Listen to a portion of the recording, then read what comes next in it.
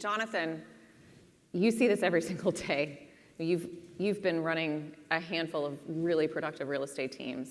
How do they and how do you help support teams in constantly improving and putting those practices into place?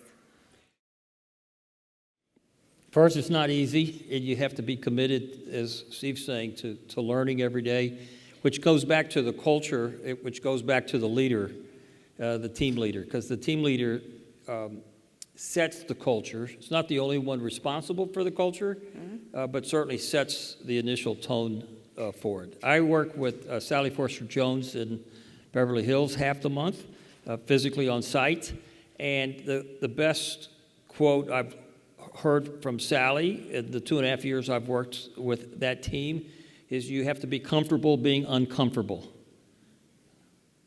Being comfortable being uncomfortable. And Sally is still pushing herself to be better every day, to continuously learn every day. She's the hardest working agent on the team. And that sets the tone. And, there's a challenge, as Steve says indirectly, was saying earlier, you can't want it more than somebody else on your team.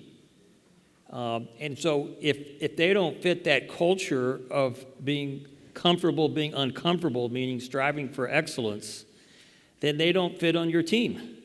And it doesn't matter whether they have a core functional skill, they don't have the right attitude that's the fuel behind everything else, which is the culture of your team. So that's kind of my perspective and the challenge that I deal with in the role that I have.